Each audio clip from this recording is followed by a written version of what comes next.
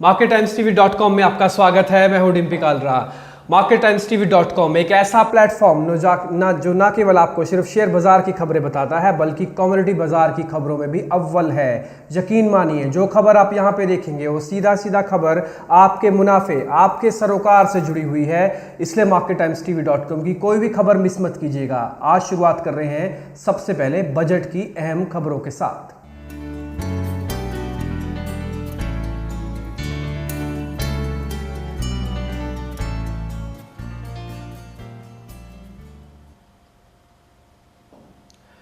Budget की जो अहम खबरें थी उसमें सबसे पहली जो खबर इस बार सदन में छाई रही, या फिर ये कहें कि सबके लबोलबाब पे थी, वो खबर थी सर्विस टैक्स। सर्विस टैक्स के दायरे को सरकार ने न केवल बढ़ाया बल्कि उसकी दर को भी बढ़ा दिया। जो दर पहले 12.5% के आसपास हुआ करती थी उसको बढ़ाकर 14% कर दिया। बाजार के जानकारी कहते हैं इससे सभी सर्विसेज महंगी हो जाएंगी। असल में सर्विस टैक्स वो टैक्स होता है जो आप सेवाएं लेते समय देते हैं। जैसे अगर आप सीए की फीस भर रहे हैं वो भी सर्विस टैक्स के दायरे के अंदर आती है। हवाई जहाज, ड्राई क्लीनर की फीस, ये अमूमन सभी फीस जो हैं अब सर्विस टैक्स के दायरे के अंदर आती हैं। एक और अहम चीज जो सर्विस टैक्स के दायरे के अंदर आने से महंगी हो जाएगी वो है चाय, कॉफी जैसी तमाम चीजें, क्योंकि इनकी माल ढुलाई को सरकार ने सर्विस टैक्स के दायरे में डाल दिया। तो इसका मतलब ये कि सभी चीजें अब आपको महंगा मिले करेंगी। और बाजार के जानकार कहते हैं कि ये इंडस्ट्री के लिए और साथ ही महंगाई से जो सरकार जूझ रही है, कम से कम उसके लिए शुभ संकेत नहीं है। तो सर्विस टैक्स का दायरा बढ़ना कम से कम एक खतरनाक बात इस बजट से सामने निकल के आई है।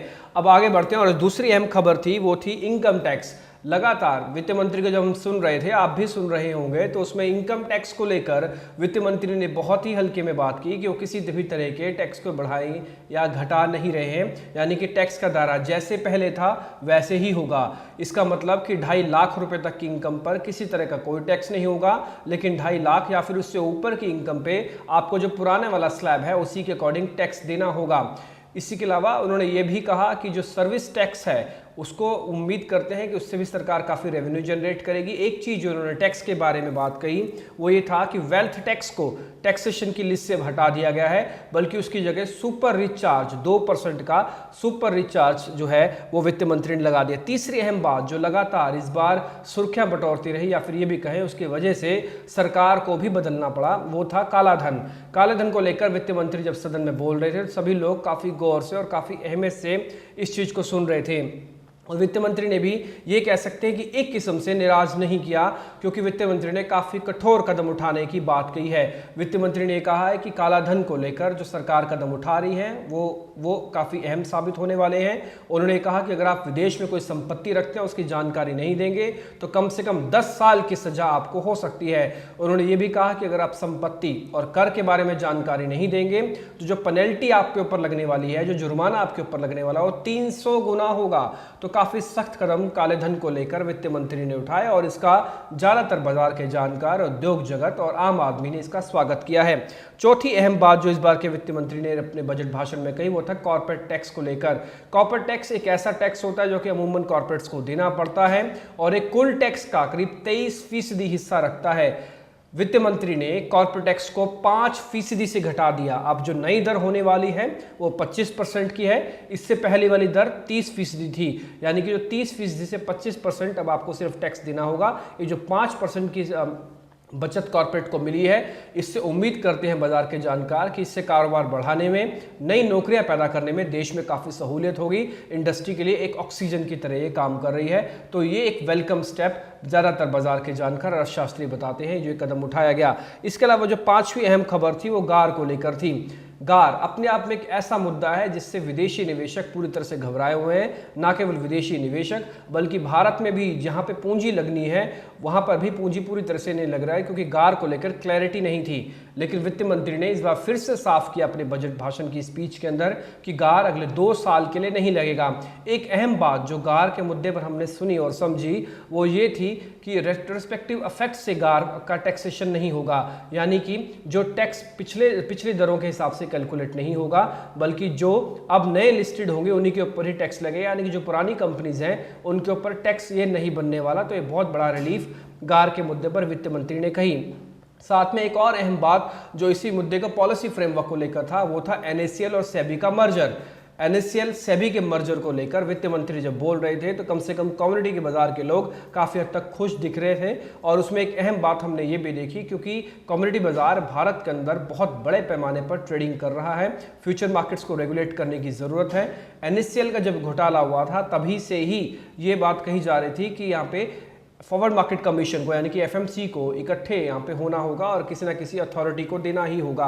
अब सेबी और FMC की जो मर्जर की बात सामने निकल के आई है उसको एक वेलकम नोट की तरह ज़्यादातर ब्रोकर्स ने भी जाना और अर्थशास्त्री भी कह रहे हैं कि इससे ट्रेड और कारोबार में सुधार होगा, जो धांधलियाँ होती हैं उसको काफ़ी हद तक रोका जा सकता है। इसके अलावा जो एक और अहम खबर थी जो सुर्खियों में छाई रही वो था अलग अलग राज्यों में एम्स खोलने की बात थी। अलग अलग राज्यों में एम्स खुलने जा रहे हैं, आपको राज्य बता दें वो है पंजाब, तमिलनाडु, आंध्र प्रदेश, असम और इसके अलावा हिमाचल प्रदेश को भी एम्स की सौगात मिलने वाली है। यानी कि अगर आप अलग अलग राज्यों में रहते हैं और अब आपको इलाज करवाने के लिए, बेहतर और सस्ता इलाज करवाने के लिए दिल्ली आना नहीं होगा, वित्त मंत्री ये चाहते हैं कि हर राज्य में अपना एम्स हो।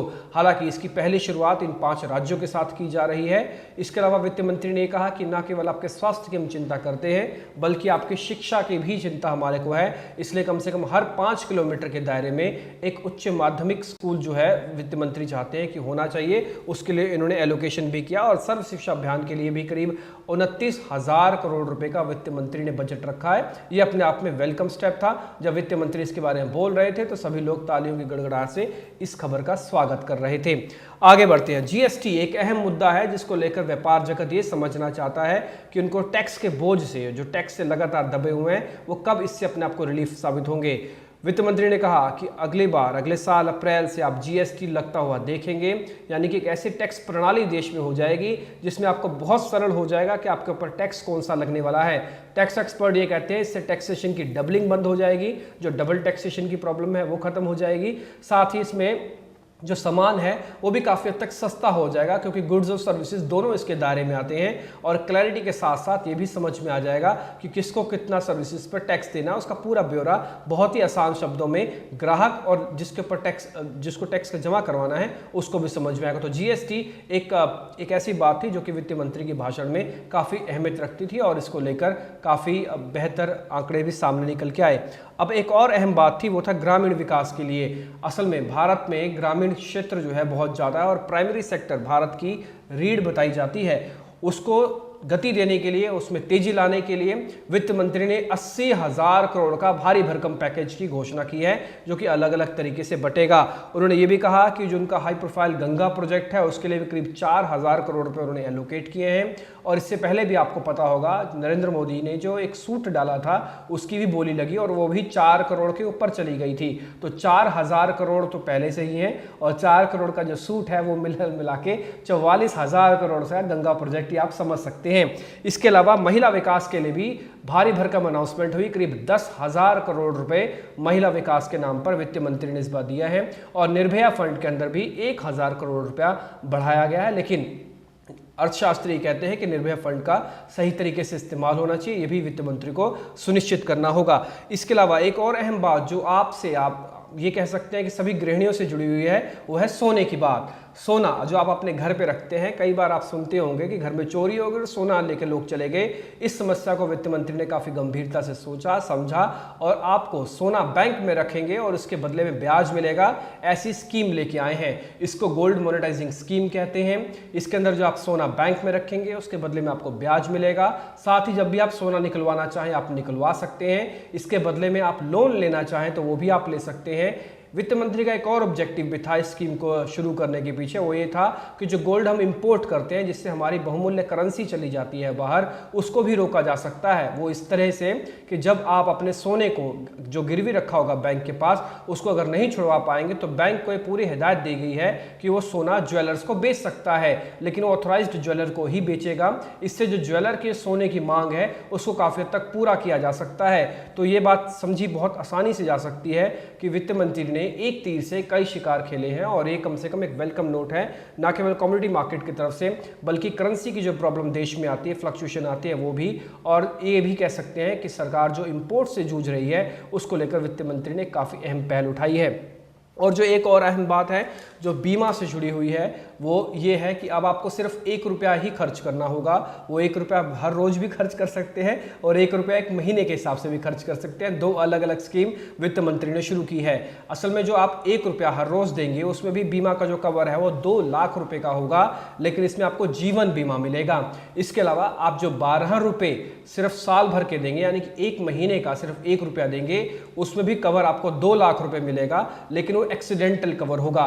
तो आप हर तरीके से सेफ हैं। आप चाहें तो एक्सीडेंटल बीमा भी ले सकते हैं और आप चाहें तो जीवन बीमा भी ले सकते हैं, लेकिन खर्चा मात्र सिर्फ रुपए में आएगा और जो कवर है वो लाखों में मिलेगा। तो ये एक जो अहम बात है, लगातार बाजार के जानकार समझते हैं कि काफ़ी वेलकम स्टेप है, क्योंकि सोशल पॉइंट ऑफ व्यू से इस खबर को हर किसी ने स्वागत के तौर पर दिया है। इसके अलावा बुजुर्गों को भी वित्त मंत्री ने एक सौगात दी है, वो थी पेंशन फंड को लेकर। वित्त मंत्री का ये कहना है कि अब पेंशन हर किसी को मिलनी चाहिए। भारत पेंशन लेस कंट्री नहीं होना चाहिए बल्कि पेंशन प्लस कंट्री होना चाहिए। उसको लेकर वित्त मंत्री ने कहा कि जो पैसा आप प्रीमियम का बनता है, आधा पैसा सरकार देगी और आधा पैसा आप देंगे। यानी कि अगर आप 2000 रुपये का प्रीमियम दे रहे हैं तो 1000 रुपये की किस्त सरकार की तरफ से होगी और 1000 रुपये की किस्त आपकी तरफ से होगी, जो कि अगले 5 साल के लिए दिए जाएंगे और इस पैसे को आप 60 साल के बाद एक पेंशन के रूप में भी आपको मिल सकता है। तो ये अहम 10 पॉइंट थे जो वित्त मंत्री ने अपने बजट भाषण में किए हैं, बताए हैं, और हम उम्मीद करते हैं कि इन 10 के 10 पॉइंट जो हमने आपके सामने रखे हैं ये आपके से सरोकार जरूर रखते हैं। आपको ये सारी बात काफ़ी शिद्दत से समझ में आई होगी और उम्मीद करते हैं जो खबरें हम आपके साथ दे रहे हैं ये सीधा सीधा आपके फ़ायदे की ही बात लेके आए। फिलहाल marketimestv.com से इतना ही। नमस्कार।